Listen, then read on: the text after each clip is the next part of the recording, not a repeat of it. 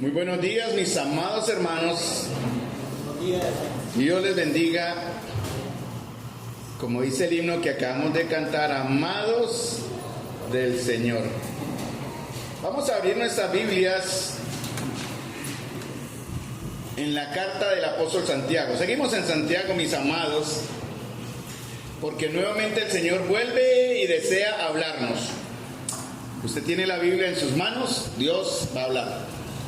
Y escúchenlo, hermanos. Estamos viendo a través de la serie de Santiago cómo Santiago escribió la carta en el año más o menos 40-45 después de Cristo. Y el enfoque de la carta en Santiago es dada a las iglesias y a los creyentes que estaban en la dispersión, pero es una carta práctica, es una carta que quiere ir directo al corazón y a la voluntad de la iglesia, y por eso Santiago enfoca todo de una manera práctica. La teología vino 20 años después, años 60 al 65, 68, con las cartas de Pablo, pero no se contradice nada con lo que Santiago hoy nos va a compartir. En Santiago capítulo 1, versículo 22, que vimos en estos días, en estas semanas atrás, dice Santiago que si somos oidores sin hacer nada, nos engañamos. Que si somos hacedores sin saber qué somos, nos convertimos en religiosos hipócritas. Santiago quiere llevarnos a entender que después de ser oidores y antes de ser hacedores, debemos entender qué somos, qué estamos siendo. Pues en realidad eso fue lo que el hermano Gilberto ayer nos quiso enfocar cuando nos llevó a Génesis y el Señor le pregunta: ¿dónde estás tú? Y eso es lo que el apóstol Santiago también quiere hoy, y el Señor quiere hoy decirnos a todos, a los varones, a las mujeres, a los jóvenes, a la iglesia del Señor aquí reunida: ¿dónde estás tú? Pero quiere enfocarlo a través de un aspecto muy específico de nuestra vida como hijos de Dios, porque Santiago nos muestra características de aquellos que verdaderamente hemos sido transformados. Hay 7 u 8 características que estaremos viendo, ya hemos visto algunas, de aquellos que hemos sido transformados, mis amados, por la palabra que ha sido implantada en nuestros corazones, como dice en 1 Pedro. Y una de esas características, hermanos, y en la última alabanza se habló en algunos aspectos que conlleva el hacer esto que hoy vamos a ver, es que el creyente ora. Hoy vamos a hablar de la oración. El Señor va a hablar de la oración. Y una de las características que deben resaltar en nuestra vida, mis amados, es que debemos ser hombres, mujeres, una iglesia de oración, en cualquier circunstancia y en cualquier tiempo. Porque, hermanos, la oración puede ser un instrumento, y es un instrumento poderoso en las manos de Dios. Porque ¿qué hace la oración? La oración nos conecta con Él, siempre y cuando funcione dentro de los planes soberanos y la voluntad de Dios, ¿cierto? La oración va a ser un camino que nos empalma, que nos conecta con el Señor, siempre y cuando esté dentro de sus planes y de su voluntad. Que no vaya en contra de sus mandamientos, que no vaya en contra de sus propósitos, ni esté por encima de su voluntad. Porque esta va a ser nuestra garantía de respuesta, ¿no? El Señor ya lo dice más adelante en un texto que compartiremos. Entonces, hermanos, el factor que va a determinar la calidad, no la cantidad, sino la calidad y el poder de nuestra oración es entender cuál es la voluntad de Dios, para que podamos así orar. Porque, hermanos, cuando oramos, no oramos para cambiar la voluntad santa, perfecta y soberana de Dios. Si usted lo está haciendo, o si lo estamos haciendo con esa intención, no estamos cambiando, estamos queriendo cambiar la voluntad santa, perfecta y soberana de Dios por una voluntad pecaminosa, terrenal, humana, como la nuestra. Si esta es nuestra verdadera intención, la oración va a fracasar. Entonces, de antemano debemos entender, comprender, pedirle al Señor: muéstranos tu voluntad. Cuando Pablo tuvo su encuentro con el Señor en el camino a Damasco, una de las primeras señales de su salvación fue precisamente que él entendió primero quién es el Señor. Llegó a saber, porque él le dijo: Señor, ¿quién eres, Señor? ¿Quién eres? Él quería saber. Y le dice: ¿quién eres, Señor? Y el Señor le contesta, ¿no? Yo soy Jesús, a quien tú persigues. Dura cosa te es dar cosas contra el aguijón. Y él, temblando y temeroso, ese aspecto parte corporal. Él no estaba sino derribado en el suelo, ciego por ver el resplandor de la gloria de Dios. Él temblando y temeroso. En ese momento Pablo creyó, llegó a ser un creyente. Eso es lo que también queremos resaltar hoy a través de la oración, no solamente el saber, sino el llegar a ser antes que ir a la acción. Porque Pablo quiso después conocer la voluntad del Señor aceptando su señorío. Eso también es importante. Él le dice: Señor, ¿qué quieres que yo haga?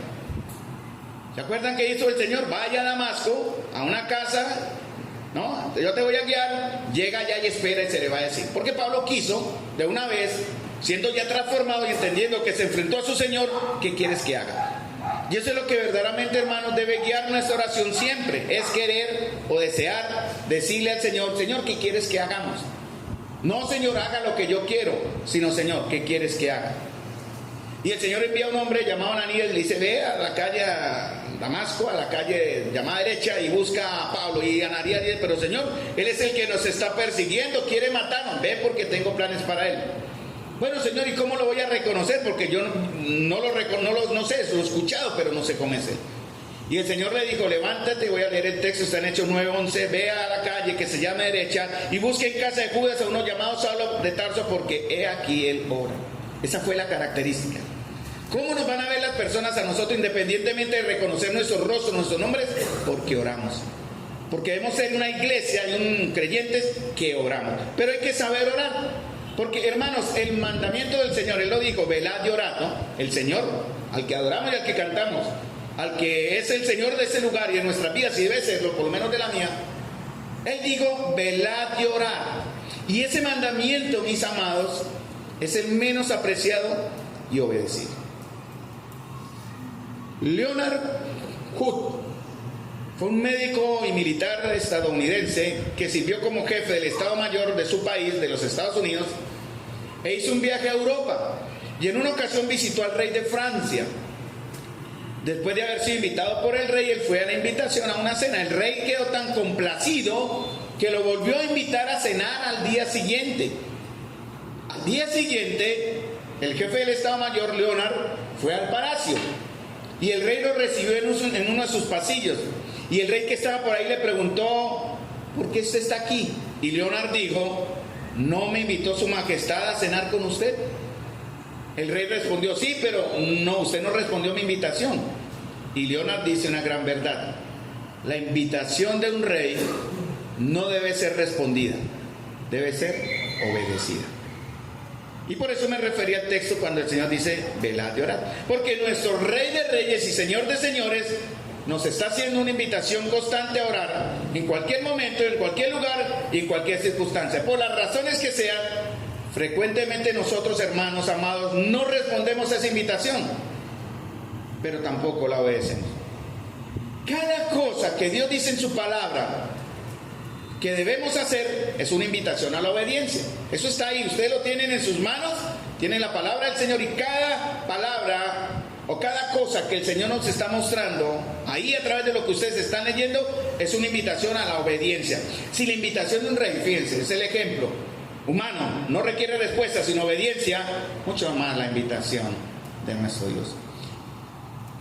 Millones de personas en el mundo cada segundo están orando, ya sea en cualquier lugar, nación, en cualquier lengua, bajo cualquier religión. Muchas personas oran. Pero hubo una encuesta hace unos años entre los creyentes en los Estados Unidos, y fue una encuesta hecha a muchos cristianos y a muchas iglesias, y dio como respuesta que muchos de esos cristianos, casi el 80-90%, no encontraban satisfacción al orar, y pocos veían resultados también al orar. Entonces mi pregunta es para ustedes y para mí: si estamos satisfechos con la experiencia de orar, si estamos satisfechos con los resultados. Santiago nos va a enseñar la razón del por qué mis oraciones no nos satisfacen. Y Santiago nos va a mostrar ahora por qué los resultados no los vemos, por qué pedimos muchas veces y no recibimos.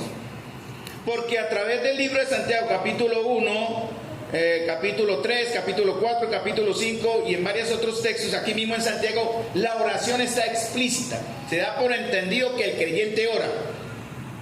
Pero dice Santiago capítulo 1, versículo 6. Vamos a ese texto para arrancar, porque me voy a centrar en uno que está más adelante.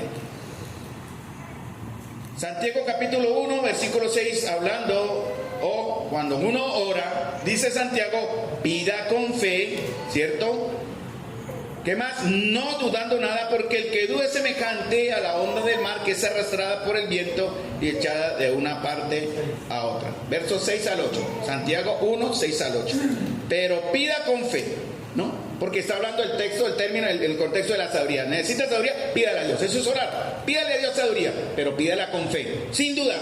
Porque el que duda es como la ola del mar que lleva de un lado para otro y echada de una parte a otra. Hermano, esta es la primera razón del por qué mis oraciones no nos satisfacen y por qué nuestras oraciones no vemos resultados, es porque no estamos en verdad orando con la fe que el Señor necesita. Porque hay una fe que se manifiesta, la fe. Pero la fe se manifiesta de tres formas.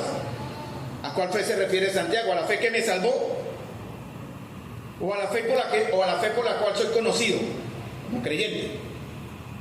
Que tiene que ver con mi conocimiento y entendimiento de la voluntad de Dios. O tiene que ver con la fe que yo estoy viviendo, con la fe práctica, con la fe que yo conozco, con la fe que yo entiendo. Y eso solo se logra a través de la palabra. Yo creo que Santiago está hablando de la fe que yo conozco, la que estoy aprendiendo, no tanto de la que demuestro en mi vida diaria del día a día, o en la fe que me salvó. Santiago dice, pida con la fe, pero hay que entender, porque la palabra de Dios, ahorita vamos allá, nos dice que hay unas condiciones para que nuestra oración sea oída. ¿Cuántos de nosotros hemos orado tantas veces y la oración, como decimos, no pasa del techo? Sentimos que no llega a la presencia de Dios. Y usted lo siente. Bueno, Pedro habla de una, en 1 Pedro capítulo 3, los evangelios hablan de otras, vamos a ver las que dice Santiago. Por ejemplo, 1 Juan 5, 14 dice, y esta es la confianza que tenemos en Él, que si pedimos alguna cosa conforme a su voluntad, Él nos oye. Entonces, para poder pedir bien, cada vez que usted ore debe entender cuál es la voluntad de Dios. Y la voluntad de Dios la tiene usted en sus manos en este momento, en la palabra de Dios. Ayer el hermano Gilberto nos enseñó muy sabiamente ese aspecto, ¿no? Porque esa fue la razón de por qué Adán pecó. ¿Dónde estás tú? ¿Dónde estás tú, Adán? ¿En qué condición estamos como hijos de Dios hoy? ¿De qué manera conocemos a nuestro Señor para decir que tenemos confianza en Él? Como dice 1 Juan 5, 14, que si pedimos alguna cosa conforme a cuál voluntad, a la voluntad de Él y no a mi propia voluntad, dice, Él nos oye. Si entendemos, hermanos, con sabiduría y no dudamos del carácter de Dios, eso es clave. Cuando nos acercamos a orar, usted tiene que estar seguro. Analice su vida. No es simplemente tener un devocional un día, leer un versículo aquí, y escucho a Juan Manuel Vaz o a Paul Washer o al hermano Carlos cuando transmite o algo, y ya con eso tengo el conocimiento suficiente para acercarme a Dios. No, hermanos. Tenemos que inteligentemente y con sabiduría no dudar y conocer el carácter de aquel al cual me estoy acercando. No dudar del carácter es clave. Porque así usted va a poder entender cuando no reciba algo que usted quiere, el por qué no recibió. Algunos pelean con Dios porque dicen, nunca me da nada, nunca recibo. Es porque está orando mal. Pero si no entiende el carácter de Dios, no va a tener usted paz cuando ora.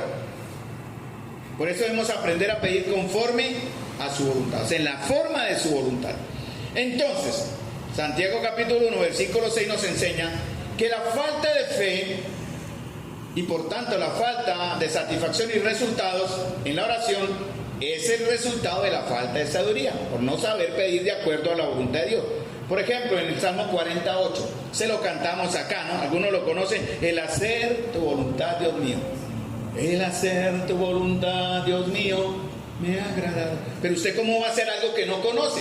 Por eso el salmista decía, el hacer tu voluntad me agrada. ¿Por qué? Porque tu ley está en medio de mi corazón. Si la ley de Dios que se enseña aquí los domingos, que se enseña los jueves, que se proclama en ese púlpito y en ese lugar para su edificación, no está en su corazón, nunca podrán tener la fe suficiente para pedir de la manera que Dios escuche y oiga. Dice el Salmo 143, 10, enséñame a hacer tu voluntad, porque tú eres mi Dios. ¿Es Dios su Dios? ¿Es Jesús su Jesús? También dice en Juan 7:47, 7:17, el que quiera hacer la voluntad de Dios conocerá si lo que está aprendiendo en la doctrina que está viendo es de Dios o si se habla por cuenta humana. Primer punto entonces, mis amados hermanos, no recibimos, nuestra oración no tiene resultados, no nos satisface, no nos llenan, porque no estamos orando con fe, con la sabiduría necesaria. Santiago 1, 8 al 10. No recibiremos nada del Señor, porque ¿qué dice el texto? El hombre de doble ánimo. El hombre de doble ánimo es inconstante en todos sus caminos. Mire, hermana, usted puede orar horas clavada, ya encerrada en el cuarto de guerra, que llaman cuarto de oración. Pero si usted tiene un corazón dividido, amado hermana y hermano, no va a recibir nada. Por el que él dice, no piense quien tal haga que recibirá cosa alguna del Señor. ¿Está su corazón dividido hoy, hermanos, iglesia? Tenemos un corazón que sirve al mundo, a la carne, a Satanás, y que quiere servir aparte ahí como el cuarto en el orden al Señor. No debe ser así.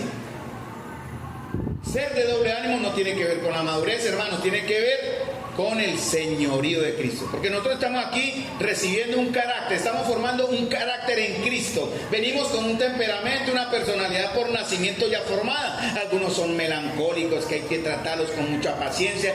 Algunos son muy efusivos, que son sanguíneos, que te toca frenarlos. Algunos son coléricos, que toca llamarlos a la paz.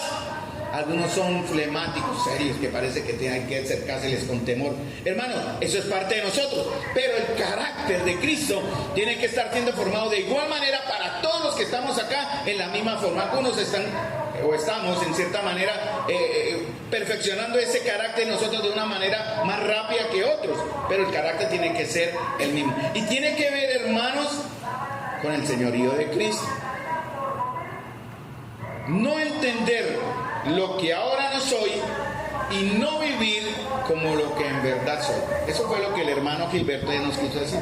Tenemos que primero, antes de oír, después de oír y antes de hacer, entender qué soy. ¿Qué soy delante del Señor?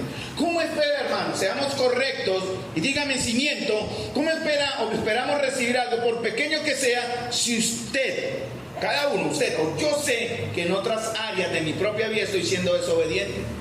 No nos engañemos. Eso es ilógico, Dios no trabaja así. Juan 9:31 dice, y sabemos que Dios no oye a los pecadores, pero si alguno es temeroso de Dios y hace su voluntad, a ese oye. Bueno, algunos piensan, yo muchas veces viví así, en un engaño, que Dios es complaciente con nuestros pecados, que Él va a olvidar mis desobediencias, que Él me concederá el deseo caprichoso de mi corazón sin comprometerse a cambiar a la obediencia y rendirse en otras áreas de nuestras vidas. O sea, nosotros pensamos eso, si no me comprometo, de igual manera Dios me va a oír. Bueno, la palabra lo dice, el Señor contesta oraciones, ¿cierto? Porque dice en Mateo 5:45, vuestro Padre que está en los cielos, dice, Él hace que su sol salga sobre buenos y malos y envía lluvia sobre justos e injustos. ¿Se está contradiciendo el Señor? No. Porque el Señor en su misericordia y en su bondad soberanamente Él decide dar para la necesidad incluso de los mismos impíos. Pero para nosotros el trato va a ser diferente. Él permite que el sol brille y la lluvia caiga para todos. Eso no significa, hermanos, que Él sea permisivo con nuestras actitudes y desobediencias. Él no va a permitir eso en sus hijos. Los que no son sus hijos, juicio recibirán. El día que toque, ellos recibirán su justo merecido. Nosotros no. Entonces el Señor espera de nosotros, iglesia, hermanos y hermanas, una actitud y una vida diferente. Nada de lo que usted pide y que el Señor le vaya a dar es para que Él se contradiga. Es imposible. No es lógica espiritual ni bíblica. Si el Señor permite respuestas, es precisamente para que usted entienda de qué lado está su corazón. A veces el Señor, usted insiste tanto como la mujer que fue al juez y le insistía, y el juez dijo, bueno, por la insistencia le voy a dar, pero no es porque Dios quiera. En su voluntad permisiva le puede dar a usted lo que usted anhela tanto, anhela y luche, se lo da. Pero ¿cuál va a ser el resultado? Si su oración no lo lleva a adorar al Señor, su oración no sirvió. De pronto lo obtuvo, Hemos tenido casos y son ejemplos reales, pero son vivenciales, los ponemos de ejemplo, no de crítica, nada, no vayan a malinterpretar. Muchos han venido acá pidiendo oración por algunas situaciones y hemos orado con mi iglesia y han obtenido respuesta. Necesito trabajo, no tengo trabajo, el Señor les da el trabajo y se pierden de la iglesia. ¿Ese trabajo era el Señor? No creo. Se lo dio porque insistió la iglesia, rompió, abrió puertas en verdad y Dios dijo, bueno, lo permitiré. Pero ¿de qué va a servir? Es un ejemplo. Y pueden haber otros. Si lo que usted recibe lo aleja del Señor, esa oración estuvo mal hecha. El Señor le da por gracia, ya por buena misericordia, pero esa respuesta lo va a alejar de conocer más del Señor. Hermano, miren, en estos tiempos tan difíciles como iglesia y como país, es el momento, hermanos, de buscar mediante la oración un despertar. Necesitamos corazones dispuestos a la oración. Jonathan Edwards, no sé si ustedes lo han oído, les aconsejo escuchen sus sermones, son buenísimos.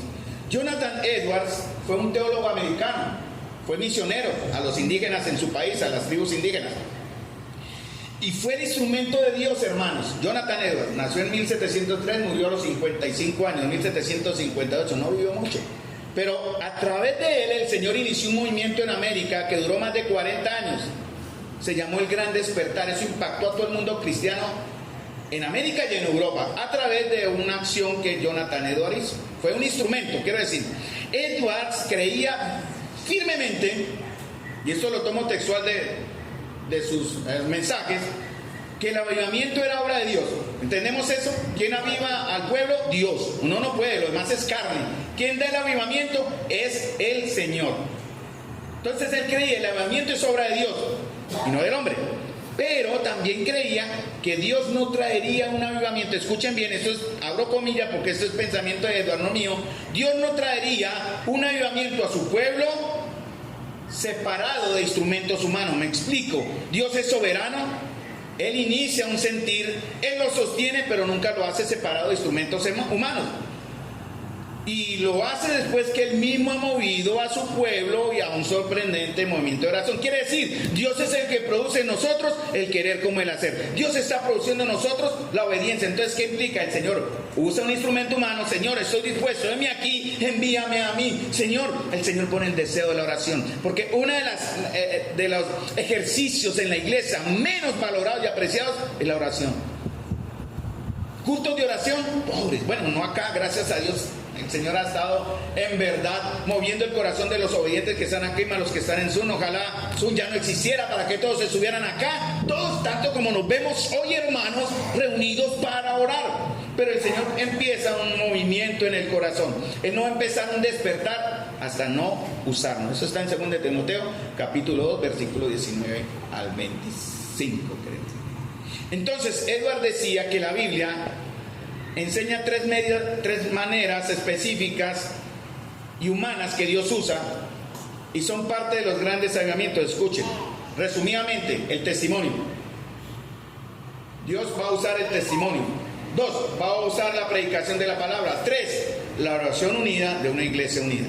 Para iniciar un despertar, hermanos, Dios va a usar su testimonio, no solamente en la vida de los que hemos sido transformados, sino el testimonio también de las cosas que Él hace. Dice en Habacuc 3:2, escuchen, oh Jehová, he oído tu palabra y temí. Un efecto. Oh Jehová, aviva tu obra en medio de los tiempos, y en medio de los tiempos hazla conocer. En la ira, acuérdate de tu misericordia. ¿Necesitamos ese despertar, hermanos? Sí, lo necesitamos.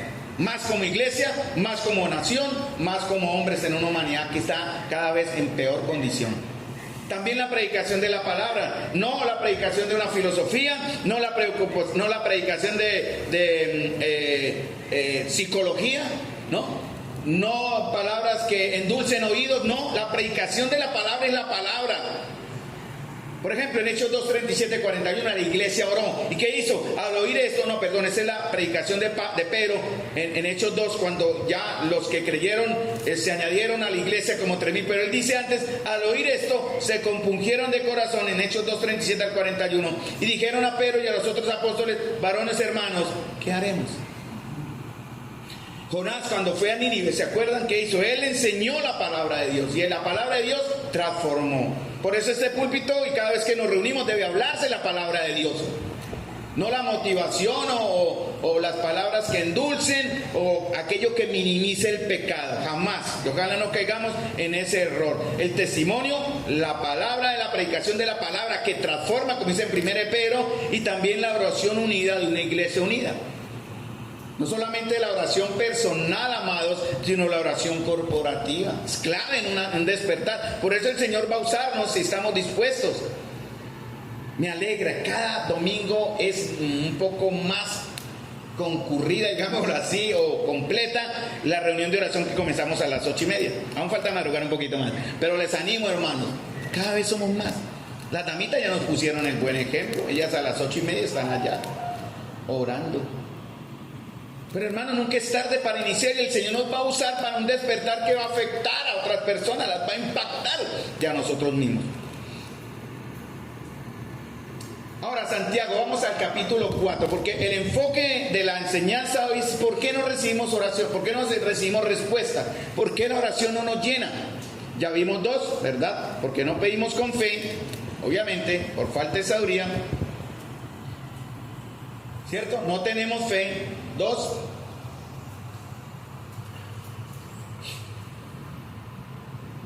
porque somos de doble ánimo, perdón, porque tenemos un corazón dividido. No podemos tener un corazón dividido. Isaías, cuando degolló a los profetas de Baal, les dijo al pueblo, después de ver esa matanza, ¿no? Mató a los idólatras y les dijo: ¿hasta cuándo claudicaréis entre dos pensamientos? Si Jehová es Dios, síganle, y si Baal es Dios, síganlo a él. Hermanos, ¿a cuál Dios estamos siguiendo hoy? ¿O hay algunos Baales en medio de nosotros? Ahora, vamos a Santiago capítulo 4, versículo 3. Pero antes del capítulo 4, devolvámonos un poquitico más al capítulo 3, porque es el contexto. Y dice Santiago, capítulo 4, versículo 1 al 3, ¿de dónde vienen las guerras y los pleitos entre vosotros? Fíjense lo que dice Santiago: ¿no es de vuestras pasiones las cuales combaten en vuestros miembros en una guerra, así como especie es la idea de la palabra combatir, una guerra como la que está viviendo hoy en Israel o en Ucrania, una guerra a muerte? Y él dice: no es de vuestras pasiones las cuales combaten en vuestros miembros. Miren lo que dice Santiago a los creyentes: ustedes codician y no tienen, matan y arden de envidia. Terribles palabras para un hijo de Dios. No podéis alcanzar. Ustedes combaten, luchan y no tienen lo que desean porque no piden. Y si piden y no reciben, porque piden mal.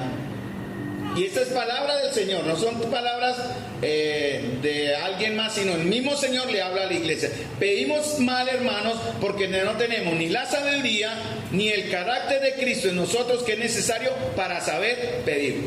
Ahora vayamos a Santiago capítulo 3, porque es el contexto. Y Santiago capítulo 3, del versículo 13 al 18, habla, en Santiago 1, 12 al 15, hablaba también que hay algo que nos lleva a la tentación y son nuestros propios deseos. Todo nace en nosotros. Escuchen lo que hablamos hace unos domingos, ¿no? Cuando alguno es tentado, no diga que es tentado de parte de Dios, porque Dios no puede ser tentado por el mal, ni él tienta a nadie, sino que cada uno es tentado. Usted no culpe a Dios ni culpe al diablo, cúlpese a usted. Ahora, ¿por qué su oración no es oída? Cúlpese usted también, ocupémonos como iglesia. Porque Santiago 3, 13 al 18 habla de que en nuestro interior hay celos y ambiciones personales que están mostrando o demuestran que no tenemos la sabiduría que se necesita y que venga de Dios. Porque la sabiduría que viene de Dios es mansa, pacífica. No una sabiduría, escuchen, escondida en la espiritualidad. Eso no viene tampoco de Dios, sino, como dice Santiago, viene de ese mundo, viene del demonio. ¿Y qué produce? Dice en Santiago 3, 16, porque donde hay celos y contención, allí hay perturbación y toda obra perversa. Miren, ¿qué clase de sabiduría estamos teniendo antes de orar, hermanos? Atiéndanme. Mírenme a los ojos. Están mirando mucho a Dania. Mírenme a los ojos, o miren la palabra y escuchen. Hermanos amados, ¿qué clase de sabiduría estamos teniendo nosotros hoy? La sabiduría que viene de Dios, que viene de lo alto, que tiene unas características, o la sabiduría que dice terrenal, animal y diabólica. Hermanos, por eso no estamos recibiendo nada. y menos nuestra oración va a tener resultados o va a satisfacernos. Mire, hermanos, si decimos que somos sabios y entendidos en el Señor, debemos mostrarlo haciendo el bien. Debemos actuar con humildad. Pero si por el contrario hacemos cosas por envidia, celos o carnalidad, seremos infelices y amargados. Nada de lo que hagamos va a traer ese orgullo, en cierta manera, el orgullo sano, sino vergüenza, y seremos mentirosos. Esto es una paráfrasis de Santiago 3:13 al 18. Mire cómo Santiago habla directo, hermanos. Somos en verdad espirituales, cantamos hermoso. Aquí la alabanza debe ser doctrinal, como dijo el hermano también ayer, el hermano Gilberto. Enseñanza debe ser, en alguna manera, todo lo que recibimos debe ser doctrinario, basado en la palabra, para que nuestros corazones y nuestras almas se conecten con el Señor. Pero hermanos, si en verdad decimos, uy, qué espirituales, vamos a salir de acá súper llenos, pero estamos viviendo en celos, en envidias y en contenciones y en carnalidad, ¿para qué nos engañamos? Santiago, pasemos ahora a Santiago 4, porque Santiago capítulo 4, versículo 1 al 3 nos dice el origen, nos revela el origen de nuestras pasiones y guerras, tanto internas como externas. ¿Dónde nacen, hermanos? En el corazón. Por eso el Señor dijo, engañoso es el corazón. Usted cree en su corazón, no se engañe, lo está engañando, valga la redundancia. No se confíe en su corazón, le está engañando, porque engañoso es el corazón y perverso. Ahora, hermanos, como todo nace de nosotros, como hablamos en Santiago 1:2 en adelante, como los deseos intensos vienen aprovechan y generan el pecado, somos tentados y generan el pecado. Así el pensamiento se aprovecha, la tentación, se aprovecha de nuestros pensamientos y mente. Ahora, nuestros corazones, si no están correctos, también van a estorbar nuestras oraciones. Santiago es directo. Y no necesitamos mucha inteligencia, hermanos, para entender por qué nuestras oraciones no son escuchadas. ¿Estamos hablando claro? El Señor está hablando claro. Hay una situación que nos va a mostrar verdaderamente qué somos. Mis luchas emocionales, escuchen, e internas, como los celos o la envidia, son internos, tienen expresión o se muestran en mis relaciones externas, en pleitos y divisiones. O sea, lo que está aquí se muestra allá. Bueno, el Señor lo dijo, de la abundancia del corazón habla la boca, en cierta manera. Y Santiago está diciendo eso, tenemos luchas internas. En Santiago 1:12 en adelante es la tentación. Y aquí en Santiago 4 nuestras oraciones no están siendo oídas porque estamos con unas luchas internas que no hemos solucionado, que se transfieren o se muestran, que se llaman celos o envidia, y se muestran hacia mis hermanos, porque no se hace el impío, en la misma iglesia, en pleitos y divisiones. Y esas luchas internas están estorbando nuestra oración. A tal punto, hermanos, que muchos no oran. Por eso a veces yo no estoy juzgando, lo digo ilustrativamente, a veces nuestras oraciones de iglesia son pobres, en reuniones de oraciones pobres, porque los creyentes, los congregantes no oran, por eso no van a un sitio a orar porque no están acostumbrados a orar, ¿sí me entienden? No tenemos porque no pedimos, pero si llegamos a pedir, en caso usted ora, va a pedir mal. Ahora, si mis relaciones horizontales están mal, ¿cómo está nuestra relación vertical con Dios? Mal también. Usted no puede decir, ay Señor, porque el Señor lo dijo, si usted dice que ama a Dios pero aborrece a su prójimo, ¿cómo puede estar el amor de Dios en él? No nos engañemos, estamos siendo sabios, el Señor nos está aclarando el corazón hoy. Si mis relaciones horizontales causadas por un corazón que está ardiendo en celo y envidia, eso se va a mostrar en que yo soy un contencioso, un peleón, un guerreador de mala manera en la congregación, generando problemas, conflictos, divisiones, chismes, murmuraciones y toda clase de pecados. ¿Por qué? Porque mi relación interna, mi relación interna, sí, va a marcar mis relaciones hacia el frente, hacia mi prójimo y hacia el Señor, mi relación vertical. Deben estar en armonía. ¿Cómo dice el Señor en Marcos 12:30? ¿Cómo resume el Señor todos los mandamientos? ¿Se acuerdan? Amarás al Señor tu Dios con todo tu corazón, con toda tu alma y con toda tu mente y con todas tus fuerzas. Dice, este es el principal mandamiento. Pero el segundo es parecido. Amarás a tu prójimo como a ti mismo. No hay mayor mandamiento. Si mi relación con Dios está mal, solo usted lo sabe. Si su relación con Dios está mal, solo usted lo sabe.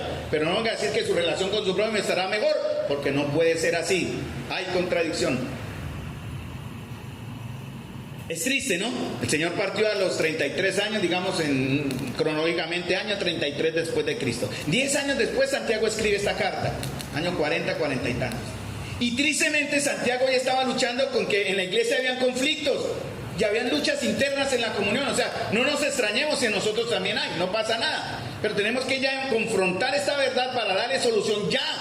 Santiago por eso escribe la carta. Pablo tuvo la misma lucha con los de Corintios. Y les dice, ustedes son celosos, envidiosos y tienen divisiones, tanto que dicen, yo de Pablo, yo de Cefa, yo de este, yo de Apolo. ¿Y qué dice Pablo? Ustedes son unos niños, vergüenza debería darles, carnales. No son nada en verdad, tienen una fe, aunque posicional y progresiva, a los santificados, a los santos llamados en Cristo Jesús, pero son niños. Y Pablo luchó con eso. En Gálatas 5, 13 al 15 también luchó por lo mismo. En Gálatas 5, 15 al 16 dice, si ustedes se muerden y se devoran unos a otros, tengan cuidado, no sea que se consuman unos a otros. Y dice, anden en el Espíritu y no cumplirán el deseo de la carne. ¿Cuál es el consejo para ser oído por el Señor en una oración directa, buena y en armonía? Andemos en el Espíritu y no démosle de comer a la carne. ¿Cómo le damos de comer a la carne? Falta de perdón. O lo que hacemos con nuestros sentidos. ¿Cómo está nuestro corazón? Entonces, hermanos, Santiago quiere que entendamos que nuestros conflictos y problemas interpersonales no se originan fuera de nosotros, sino en nuestro interior. Hay luchas que vienen de la carne, hermanos, que dominan nuestras mentes, que tienen que ver en ocasiones con sentido que de superioridad, de orgullo, prejuicios que tenemos. Cuidado, hermanos, porque la Escritura dice en Filipenses, considera a tu hermano como superior, como superior. ¿Qué dice Santiago 4:2, la última parte? Esos problemas internos, dice, de donde nacen guerras y pleitos, van a crear un problema interpersonal entre quién y quién, Dios y nosotros. Si hay en su corazón, mi amado, en este momento, en el mío, una situación con alguno de ustedes, yo tengo que ser honesto, yo lo he tenido que hacer, de verdad. Yo tuve que analizarme, para estar aquí tuve que orar, y estoy dando un tema que a veces me está dando duro, porque no es que yo sea un gran hombre de oración, hermano, yo oro, pero no con la intensidad o como estoy entendiendo que Santiago exige que oremos, y eso a mí me ha generado vergüenza delante del Señor. Pero antes de orar, amado, yo tengo que saber cómo estoy con quienes me rodean. En 1 Pedro capítulo 3 habla de que el creyente, el esposo, debe estar en buena armonía con su esposa, ¿cierto? ¿Para qué? Para que sus oraciones no tengan estorbo. Y obviamente en una sola carne la esposa también debe tener una buena armonía con su esposo. Ayer lo hablamos también con el hermano, la sujeción, en la cual fue diseñada la mujer en obediencia a su esposo, para que también sus oraciones no tengan estorbo. Por eso nuestras oraciones no son respondidas, hermano. Santiago 4:3 lo dice, ¿dónde vienen las guerras? Los pleitos, ¿no es de vuestras pasiones, las cuales combaten en vuestros miembros? ¿Qué significa la palabra pasión? La palabra pasión, usted van al griego y significa hedonium o hedonismo. ¿Saben qué es el hedonismo? La búsqueda del placer. Usted puede buscar placer en lo que quiera, no, en una buena comida. Yo soy hedonista en eso. Me encanta una buena hamburguesa. Bueno, no es tan pecaminosa en cierta forma, podemos decirlo así. Pero hay otros hermanos que buscan su placer en otras cosas, en fiestas, de pronto en deportes, no sé. Cualquier cosa que le genere a usted un gusto, un placer, se llama hedonismo. Usted busca el placer. Los creyentes lo hacemos, los impíos lo hacen. Pero ¿saben una característica? Quiero decirles esto: las personas que están rotas emocionalmente van a buscar el placer en cualquier forma. Si usted está buscando el placer de alguna forma, es posible que tal vez usted sea una persona rota emocionalmente, y esa ruptura emocional de su corazón necesita ser sanada, o localmente aquí en la iglesia, por consejería o por la obra del Señor. Esa ruptura emocional les va a llevar a ser pleiteros, porque eso se ve. Cuando usted está roto por dentro, usted solo quiere descargarse contra el mundo, rechazar al que sea. Nos vuelve pleiteros, resentidos, celosos, sin perdón, divididos en nuestras emociones. Nos vemos perseguidos, acusados. Yo era uno que era así. A mí no me podían decir nada porque yo ya me autovictimizaba. Pobrecito de mí. Yo lo viví, hermano. Lo digo por experiencia y vergüenza. Lo pongo como un ejemplo. No para exaltarme, porque hasta vergüenza me da comentar estas cosas. Pero yo también lo viví. Y yo tuve que ser sanado por el Señor. Y estamos en ese proceso de terminar de ser sanado por el Señor. ¿Qué estaba sucediendo ahí, hermanos? Estaba mostrando que mis relaciones interpersonales, horizontales, estaban en ese momento mortalmente afectadas. Y por lo tanto mi relación con el Señor también estaba afectada. Había un engaño ahí, yo pensé que Dios me oía, que yo tenía mis problemas con algunos de ustedes, con mi esposa, con mis padres, conmigo mismo. Y yo pensaba que mi oración llegaba al cielo bien y el Señor me da, y está mi hijo amado, a ver, ¿qué me va a decir, hijito? No, el Señor no. Vuestras iniquidades, dice el Señor, han hecho división para oír, dice en Isaías. Por eso dice Santiago, codician y no tienen, matan y arden de envidia, no pueden alcanzar nada, combatan, luchan y no van a tener lo que deseáis porque no pedís. Ay, ¿cómo así? ¿Estamos pidiendo? Yo sí pido, pero Santiago dice, bueno, piden y no reciben porque piden mal para gastar en vuestros deleites. Tal vez, hermanos, podamos conocer a algunos acá que están demostrando de manera externa que hay una lucha en el interior. Hermanos, el Señor está aquí para sanarles. Por eso usted está acá, para ser sanado. Y para eso, en cierta manera, el Señor, rogamos que la iglesia ore por sabiduría para aquellos que trabajan en ese ministerio de consejería, porque es muy clave. Hay dolorosos adjetivos acá, no mire qué dicen acá: codiciáis, matáis, envidiosos, ¿qué más? ¿Sí? Son adjetivos duros para alguien que dice ser hijo de Dios. Codicioso, ¿qué más? Hay uno feo acá: asesino, matáis, dice Santiago. Envidiosos. Y dos creyentes que se dicen que andan y caminan en el Espíritu de Dios, no podemos vivir en guerras y pleitos entre nosotros. No se contradigan, no nos contradigamos. Santiago deja claro que toda esta situación viene de nuestras pasiones, de nuestros deseos. La envidia y la codicia no es producida por Dios. ¿Qué significa la codicia? La codicia es un deseo que sale de la misma palabra concupiscencia de Santiago 1:14. Y es el deseo de anhelo intenso por algo, que no necesariamente es malo. Pero casi siempre el enfoque, el contexto es algo perverso, más de malicia, de malamente, de malo, en este contexto. ¿Qué es la codicia, hermanos? La codicia es desear lo que uno no tiene, que lo tiene el otro, ¿cierto? Poner la mente en el corazón sobre algún objeto. Por ejemplo, no sé, de pronto el don y el talento de un hermano. De pronto yo codicio, ay, ese hermano cómo enseña bonito. Uy, entonces, ¿cómo lo freno? Yo quiero ese talento, yo quiero ese don. O tal vez el ministerio, el pastorado, yo lo aplico en lo que yo trabajo, sirvo. De pronto la iglesia. Uy, qué hermano, ese tiene una iglesia que yo quisiera tener. Estoy codiciando, ¿no? Algo que busque satisfacer un deseo egoísta. Quiero tener una iglesia que se llene, que sea grande, gloriosa y que... ¿Pero para qué, hermanos? Es un mal deseo, en verdad, porque estoy hablando por la codicia. ¿Y qué es lo que dice que esa codicia hace, hermanos? Dice literalmente matar y arder en envidia. ¿Qué es la envidia? El odio y el rechazo, lo que el otro tiene. ¿Sí me entiende? El hermano tiene presencia, mire, tiene porte, siente envidia, porque el gordito no va a cambiar eso. El hermano tiene dinero y yo no tengo. Envidia, yo quiero el dinero de él. ¿Cómo hago para lograrlo? Así son ejemplos, hermano. Envidia.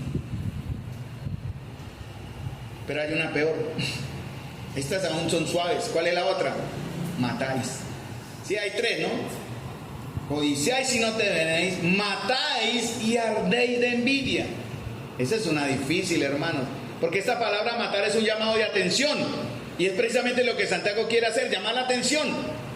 Miren lo que Cristo dijo en Mateo 5, 21 y 22, en el Sermón del Monte. Porque Jesús quiere decir que más que un asesinato literal, o sea, donde usted le entierra el cuchillo al hermano, es una condición del corazón, la cual se muestra por ira y nos lleva a cometer homicidios de carácter. ¿Usando qué? ¿Con qué matamos nosotros, hermanos? Por eso Santiago 3 habla de la lengua. Tengan cuidado. ¿Podemos matar a un hermano con la lengua? Sí. Proverbios dice que las palabras son como espadas, ¿no? Pueden matar. El Señor lo dijo en Mateo 5, 21, 22. Recuerden que lo voy a leer en la Biblia en lenguaje sencillo. Lo dice: recuerden que hace mucho tiempo Moisés dijo: no maten, pues si alguien mata a otro será castigado. Pero ahora yo les aseguro que cualquiera que se enoje con otro tendrá que ir a juicio. Cualquiera que insulte a otro será llevado a los tribunales. Y el que maldiga a otro será echado en el fuego del infierno. Mire el Señor cómo es estricto. ¿Cómo estamos tratándonos entre nosotros con las palabras, hermanos? ¿Cómo nos estamos tratando? De corazón, ¿no?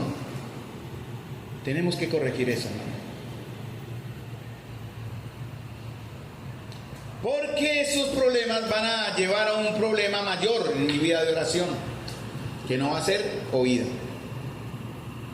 Voy a leer en la versión lenguaje sencillo el mismo texto de Santiago 4, 2 y 3. Dice: son tan envidiosos que quisieran tenerlo todo, y cuando no lo pueden conseguir son capaces hasta de pelear, matar y promover la guerra. Pero ni así pueden conseguir lo que quieren. Ustedes no tienen porque no se lo piden a Dios, y cuando lo piden lo hacen mal, porque lo único que quieren es satisfacer sus malos deseos. Hermanos, ¿cómo sé? Y esto es conclusión mía, abro comillas, es mi conclusión. No está en la Biblia, pero yo lo deduzco, me perdonan, pero es mío. Yo lo voy a decir porque me pareció interesante y estoy sabio hoy. Y es una conclusión que yo saqué leyendo esto. De verdad nuestra vida de oración es tan pobre. Usted podrá decir: ¿cómo está su vida de oración? ¿Rica o pobre? ¿Cómo sabemos? Bueno, lo vamos a saber de una manera. Como usted desea, yo anhela orar. O como desea orar en comunión. Para mí esa es una conclusión. Nuestra vida de oración privada se puede entender por su vida de oración corporativa de iglesia. Si no le gusta orar en iglesia, menos puede decir que le gusta orar en secreto, hermanos. ¿Sí me entienden el ejemplo? Si no podemos reunirnos a orar como iglesia fuerte, fervientemente y en el Espíritu, no diga que usted se encierre en su cuarto a orar por las mismas peticiones que aquí pedimos. Es un engaño. Porque muchas veces nuestra oración, hermanos, creemos que es presentar un informe delante del Señor de mis situaciones. Mire, Señor, necesito esto. Mire, Señor, yo quiero este. Mire, Señor, esto. Pero ¿qué dice la palabra del Señor, hermanos? Mateo 6, 7 al 8 en la Nueva Traducción Viviente dice: cuando ores, pueden buscar ahí en su Biblia, síganme, para que lo lean en el Reina Valera. Cuando ores, lo voy a leer en la Nueva Traducción Viviente: no parlotees de manera interminable como hacen los seguidores de otras religiones.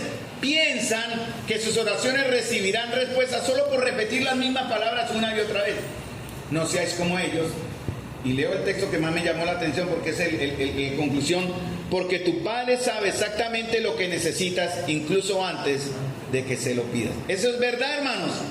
Sí, amén. Pero algunos dirán: entonces ¿para qué pido si Dios ya sabe? No, hay que pedir. Bueno, Dios sabe su necesidad. ¿Sabe que usted necesita pagar el servicio? Claro. Yo me asusté, ayer me llegó el servicio de la luz. Tenemos que hacer algo con eso. 260,000 pesos de servicio de luz. Santo Dios, lo voy a pagar. Dios me va a proveer, pero es una necesidad. Yo no fui al Señor a decirle: Señor, necesito pagar el recibo de la luz. Él ya sabe. ¿Necesitamos salud? Sí, Él ya sabe que necesita salud. ¿Necesita trabajo? Sí, Él ya sabe que necesita trabajo. Entonces, ¿qué vamos a pedir? Pidamos por sabiduría para entender cómo voy a actuar, qué voy a hacer, qué voy a decir también en el momento en que llegue una situación particular que Él permite en su soberanía. ¿Cómo voy a actuar? ¿Cómo voy a responder? ¿Cómo voy a dar gloria a Dios? ¿Está usted enfermo y solo hace renegar, rezongar y que Dios me abandonó y pobrecito de mí? Dios trajo esa enfermedad para su gloria, pero si usted no usa esa enfermedad para su gloria, lo va a consumir a usted en amargura y en dolor. Sabiduría para saber cómo debemos actuar en ciertas circunstancias, qué decisiones debemos tomar, qué cosas no debemos hacer o qué debemos hacer, cómo evitar, ¿no? Porque Él ha creado todo, hermanos, ¿para qué? Para nuestro bien. Hay un caso en 2 Crónicas 23:4. Josafat fue invadido por los amonitas y los moabitas, creo, sus enemigos. Y cualquiera que no entendiera se prepara, vienen los enemigos, se están acercando, entonces alistemos las guerras, alistemos los escudos, alistemos el ejército y preparemos las defensas. Pueden ir a 2 Crónicas 23 al 4. ¿Qué fue lo que hizo Josafat? Alguno diría: llamemos a los aliados, que vengan a colaborarnos, nos van a atacar. Eso es lo que está haciendo Israel hoy. Él no llamó a ningún aliado. Él primero confió en el Señor. Y usted puede leer la información en Facebook o en YouTube de las circunstancias. El pueblo de Israel está unido, tanto que políticamente tenían problemas de división política y dejaron eso porque está primero la supervivencia del pueblo. Y esto fue lo que pasó con Josafat. Eso es lo que está sucediendo en Israel ahora. Segunda de Crónicas 23:4. Entonces él tuvo temor y Josafat humilló su rostro para consultar a Jehová e hizo pregonar ayuno a toda Judá, y se reunieron los de Judá para pedir socorro a Jehová. También de todas las ciudades de Judá vinieron a pedir ayuda a Jehová. Pero miren lo que dice en el verso 12 al final. Oh Dios nuestro, dice Josafat, ¿no los juzgarás tú? Señor, te los entrego. Jamás queda en tus manos, destrúyelos. Salmo 83. Destrúyelos, Señor. Ellos no luchan contra nosotros, luchan contra ti. Y en cualquier ejemplo es el mismo, porque es la conclusión a la cual quiero llegar. Dice Josafat, lee otra vez. Oh Dios nuestro, ¿no lo juzgarás tú? Porque nosotros no hay fuerza contra tan grande multitud que viene contra nosotros. Ahora miren lo que dice Josafat. No sabemos qué hacer y a ti volveremos nuestros ojos. Eso es lo que debemos hacer. ¿Qué debo hacer? Te miro, Señor. Enséñame para cuando tenga un trabajo, honrarte en mi trabajo y no alejarme de la iglesia. Enséñame, Señor, cuando tenga prosperidad económica, cómo usar ese dinero que me da el Señor para tu gloria y no para guardar en el banco, por decir así, o simplemente ensanchar mi ego y mi orgullo que soy el más pudiente. Gloria a Dios por eso, en la iglesia del Señor. ¿Cómo termina la historia? Usted lee en el contexto que Dios escuchó. Josafat venció a sus enemigos. Él ganó, porque para el Señor fue suficiente que Josafat reconociera que no miraría el problema, sino que vería cómo el Señor controlaría el problema y lo resolvería. Como dicen por ahí, me acordé, no tenemos grandes problemas. ¿Se acuerdan? ¿Han visto ese texto por ahí? No tenemos problemas grandes, tenemos un Dios grande. Por eso, hermanos, tenemos que ir primero a Él. Sí, el Padre sabe nuestras necesidades antes de pedirlas. ¿No es mejor confiar en su provisión, hermanos? Cuando esta llegue, en la cantidad que llegue, y si llega, si no llega bien, ¿cuál debe ser nuestra actitud, hermanos? Usted pide por algo y no le llega, ¿cuál debe ser su actitud? Usted pide algo y sí le llegó, ¿cuál debe ser su actitud? Usted pide algo y el Señor dice, espérese, ¿cuál debe ser nuestra actitud? ¿Cuál? Gratitud. Dad gracias en todo. Si el Padre sabe nuestra necesidad antes de pedirla, confiemos en Él. Yo ayer hablaba con unos hermanos en estos días precisamente sobre eso. Cómo el Señor me ha madurado a decir, bueno, Señor, ya no peleo más. Usted me tiene que cubrir eso. Lo he visto en casos particulares con el carro estos últimos meses. Señor, no sé cómo, usted me ayuda. Pero yo tengo que actuar en temor a Dios. No, si portándome mal voy a pedirle socorro y Él no me va a oír. Pero Señor, haga su obra. Y Él lo ha hecho, hermanos. Él ha obrado. Entonces, ¿qué le pido al Señor? Señor, ayúdame cómo honrarte en medio de esta situación. ¿Cómo vamos a reaccionar? Porque el Señor sabe lo que nos conviene o lo que no nos conviene. Todo lo que llega a su vida, hermanos, es por la soberanía de Dios. No es casualidad, no es un azar. Usted lo tiene. Dios que espera, hónreme, sea agradecido. Somos tan espirituales, hermanos. Fíjense, ¿cómo terminamos nuestras oraciones? La mayoría los termina así. ¿Cómo terminamos nuestras oraciones? ¿Con qué palabra? Hágase tu voluntad, amén. ¿Sí o no? Es lo que más usamos, ¿no? Hágase tu voluntad, amén. Somos muy espirituales cuando lo hacemos así. Pero si esta no llega, entonces empezamos a dudar y recriminamos al Señor. ¿Por qué, hermanos? Después de decir hágase tu voluntad y peleamos con Dios. ¿Por qué? Porque al final se hizo la voluntad del Señor. Y no lo que en lo profundo de mi alma yo quería era hacer mi voluntad. Ya para terminar, hermanos, la oración es un ejercicio donde Dios nos permite que entendamos si lo que yo quiero está de acuerdo a su voluntad. Porque, hermanos, tenemos que someternos a Él. Hermanos amados, nosotros no obtenemos lo que queremos, sino obtenemos lo que necesitamos. Listo, repito, hermanos, nosotros no obtenemos lo que queremos, sino obtenemos lo que necesitamos. Que el Señor está entendiendo que nosotros necesitamos para que Él lleve a cabo sus propósitos en nosotros, en su tiempo, con sus recursos, para su gloria y para nuestro beneficio. No oremos entonces, hermanos, de manera superficial. Si usted no tiene o no tenemos tiempo para hablar con Dios, y Él sí tiene todo el tiempo para oírnos, si nosotros no tenemos tiempo para hablar con Dios, no creo que tengamos tiempo de oírle cuando Él quiera hablarnos. Cuando en verdad Él diga, bueno, le voy a hablar algo, usted ya no va a querer oír. Por eso Santiago dice, no piense que en tal haga recibirá cosa del Señor, cosa alguna. No pedimos, no recibimos, porque muchos dicen no tengo tiempo para orar, llego cansado, casi en oración superficial son 30 segundos al salir de casa, esa es su oración. Su oración superficial es, Padre nuestro, Señor, concédeme, gracias por este día, Señor. Pues se quedó dormido y no oró más. Sí, ha pasado, ¿cierto? Pero hermanos, fíjense bien, hagan la prueba, intenten orar, así, como les estoy diciendo. ¿En cuánto tiempo duran en dormirse? Llegue usted cansado, intente orar. ¿En cuánto tiempo dura en dormirse? Pero póngale una serie en Netflix, 2, 3, 4 horas, 5, 6, 7, 8 capítulos, y se la ve completa, ¿cierto? Usted prefiere salir de fiesta a una actividad diferente, pero no aparta tiempo para orar. Y así somos, hermanos. Y para nosotros los líderes hay que tener mucho cuidado, porque muchas veces preferimos trabajar en la iglesia antes que orar en la iglesia, enseñar de la oración antes que orar, y olvidamos lo que Cristo dijo: separados de mí nada podéis hacer. Porque hay guerras, porque hay divisiones, porque no oramos.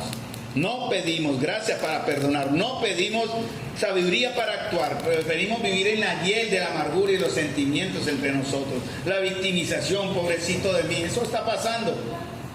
Y termino esta última para que no dejarlo sin mencionarlo. Hermanos, ¿qué dice Mateo? Busca primeramente el reino de Dios y su justicia. ¿Y qué más? Bueno, ¿quiere usted algo? ¿Qué tiene que hacer? Bueno, ¿y por qué no estamos obedeciendo? Porque muchos se la pasan orando por las añadiduras. Y si las reciben, ahí sí buscan al Señor. Y así son. ¿Cierto?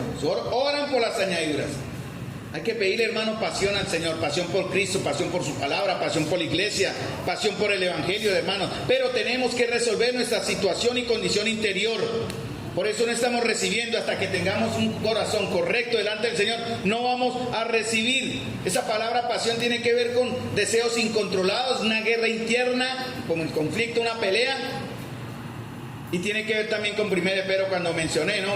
Vosotros, maridos, vivid con ella sabiamente, dando honor a la mujer como vaso más frágil y como coherederas de la gracia de la vida, para que vuestras oraciones no tengan estorbo. Hermanos, sí, muchas veces, varones, Dios no nos escucha porque tenemos una relación anómala y no correcta con mi semejante, en este caso con mi esposa. Y aunque el consejo también viene al contrario, hermanas, usted no va a ser oída si usted tiene problemas en reconocer la autoridad, el señorío de su esposo y el respeto que le debe a él, o otras circunstancias, cualquiera que sean. Tampoco el Señor le va a ir.